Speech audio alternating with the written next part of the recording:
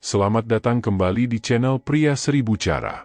Hari ini, kita mau bahas tentang sesuatu yang mungkin udah kita alamin, yaitu tentang kebiasaan-kebiasaan yang bisa bikin masa depan kita suram. Pernah nggak, kalian ngerasa kayak ada sesuatu yang kurang enak banget buat dilihat ketika mikirin masa depan? Nah, bener nih, salah satu penyebabnya bisa jadi kebiasaan-kebiasaan kecil yang kita lakuin sehari-hari. Dan sekarang, kita bakal share 5 kebiasaan yang sebenarnya bisa jadi racun buat masa depan kita. Yuk, simak baik-baik. Pertama, menunda-nunda. Kita pasti sering banget nunda-nunda, baik itu tugas kuliah, kerjaan kantor, atau bahkan keputusan besar dalam hidup.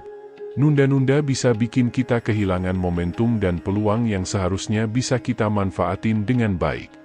Kebiasaan menunda-nunda adalah sesuatu yang seringkali merajalela di antara kita, bahkan tanpa disadari.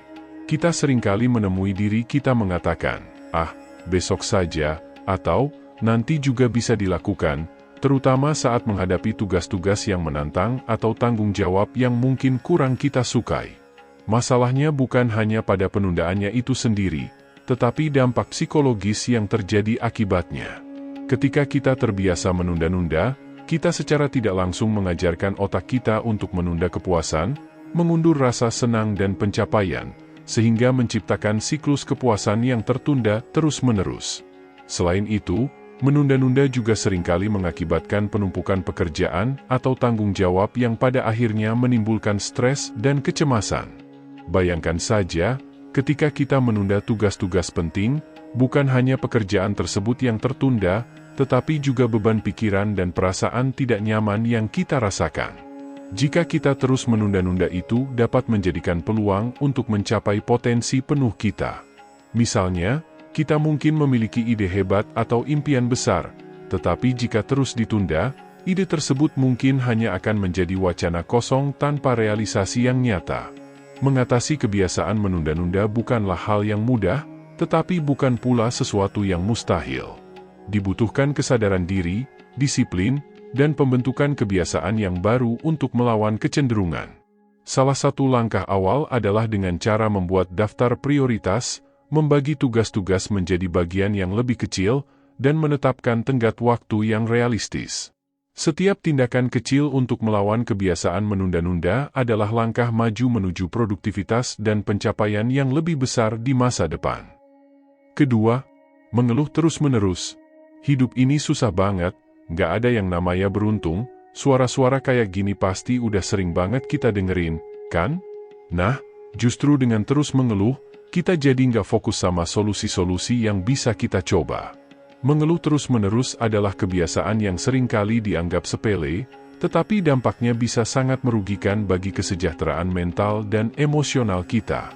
Saat kita terbiasa mengeluh, kita sebenarnya sedang menciptakan lingkungan mental yang negatif, di mana kita fokus pada hal-hal yang tidak berjalan sesuai keinginan atau harapan kita. Salah satu bahaya utama dari kebiasaan mengeluh adalah kita dapat terjebak dalam siklus negatif di mana kita mulai melihat segala sesuatu dari sudut pandang yang pesimis. Mulai dari melebih-lebihkan masalah, membesarkan hal-hal kecil, dan bahkan mengabaikan hal-hal positif dalam hidup kita. Jika kita mengeluh secara terus-menerus itu dapat berdampak buruk pada hubungan sosial kita. Teman-teman atau keluarga mungkin mulai menjauh karena mereka merasa sulit atau tidak nyaman berada di sekitar orang yang terus-menerus mengeluh. Ini bisa menyebabkan isolasi sosial dan rasa kesepian yang lebih dalam. Selain itu, mengeluh terus-menerus juga melemahkan kemampuan kita untuk mengatasi tantangan dan menghadapi rintangan. Alih-alih mencari solusi atau melakukan perubahan yang diperlukan, kita cenderung terjebak dalam sikap pasif dan meratapi nasib.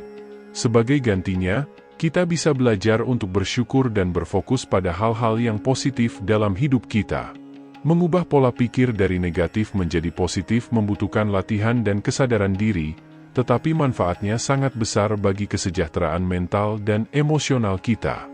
Karena itulah kita harus tinggalkan kebiasaan mengeluh dan mulai melihat sisi cerah dari setiap situasi. Dengan begitu, kita dapat membentuk pola pikir yang lebih positif dan membangun hubungan yang lebih sehat dengan diri sendiri dan orang lain di sekitar kita. Ketiga, Menghabiskan waktu dengan hal-hal yang gak produktif. Coba deh, hitung berapa banyak waktu kita habisin buat scroll sosmed, nonton video-video yang gak ada gunanya, atau bahkan sekadar ngelamun tanpa arah. Waktu adalah sumber daya berharga, kita harus pinter-pinter manfaatinnya.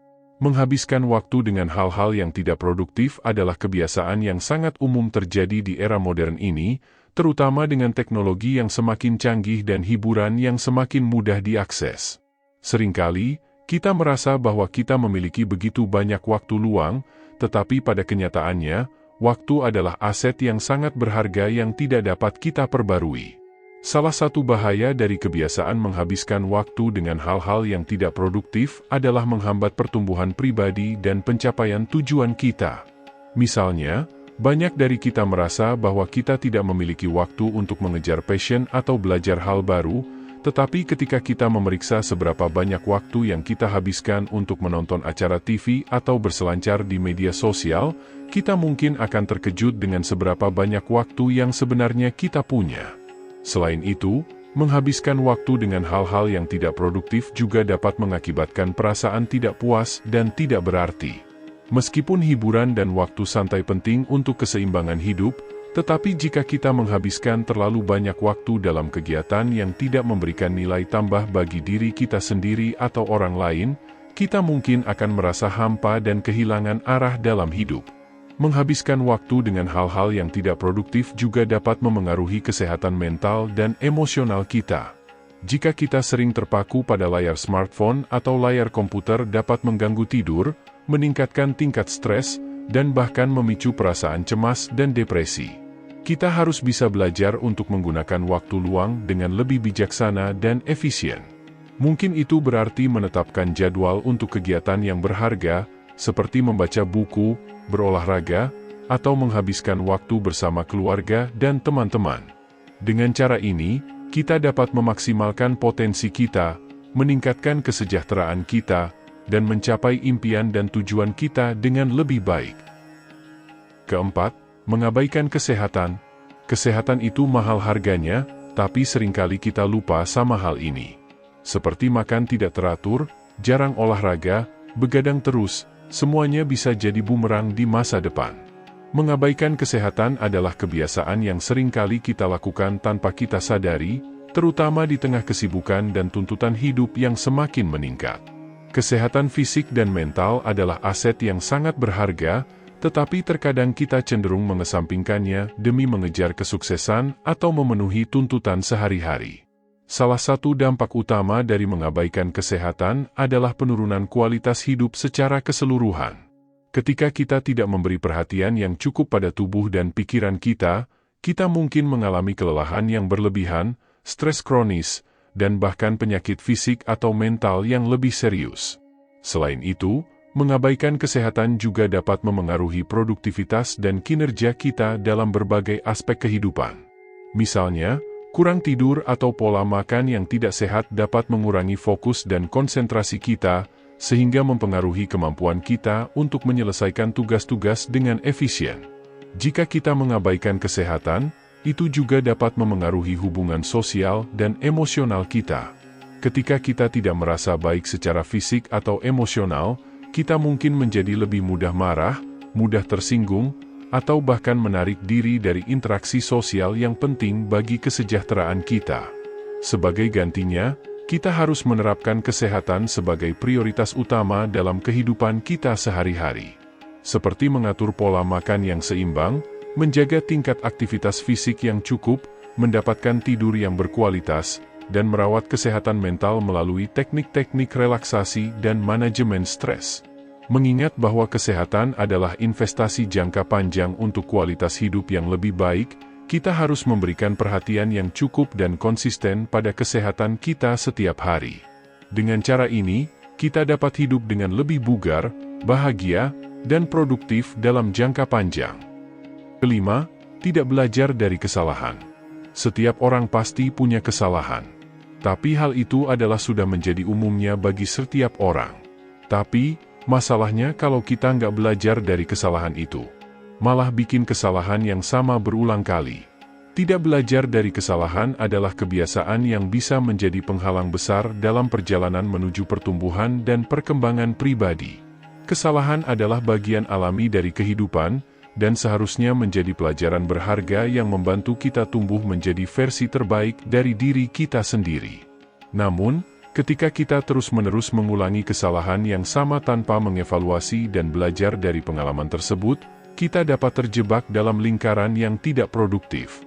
Salah satu dampak utama dari tidak belajar dari kesalahan adalah kita cenderung mengulangi pola perilaku yang merugikan dan tidak efektif.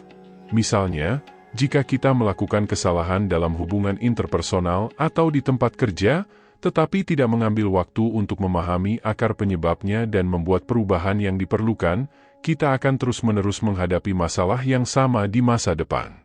Selain itu, tidak belajar dari kesalahan juga dapat merusak kepercayaan diri dan motivasi kita. Ketika kita terus mengalami kegagalan tanpa membuat kemajuan atau perbaikan yang signifikan, kita mungkin mulai meragukan kemampuan kita sendiri dan merasa putus asa dalam mencapai tujuan kita. Lebih dari itu, tidak belajar dari kesalahan juga dapat memengaruhi hubungan sosial dan profesional kita. Orang-orang di sekitar kita mungkin mulai merasa frustrasi atau kecewa jika mereka melihat kita terus-menerus mengulangi kesalahan yang sama tanpa upaya untuk memperbaiki diri. Sebagai alternatif, penting bagi kita untuk mengadopsi sikap yang terbuka terhadap belajar dan tumbuh dari pengalaman kita, termasuk kesalahan. Kita harus bersedia untuk melakukan refleksi diri secara teratur, mengidentifikasi area di mana kita dapat meningkatkan, dan membuat komitmen untuk melakukan perubahan yang diperlukan. Dengan cara ini, kita dapat mengubah kesalahan menjadi peluang pembelajaran yang berharga, memperkuat keterampilan kita, dan berkembang menjadi individu yang lebih bijaksana, tangguh, dan sukses dalam hidup.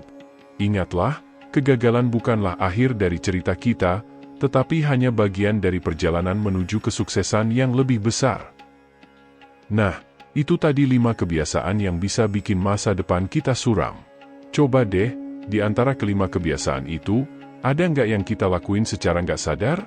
Kita semua punya waktu untuk berubah, untuk memperbaiki diri, dan melangkah menuju masa depan yang lebih baik. Yuk, mulai dari sekarang jangan menunda-nunda lagi. Jangan lupa like, share, dan subscribe channel kita agar nggak ketinggalan konten-konten seru lainnya. Terima kasih sudah nonton, teman-teman.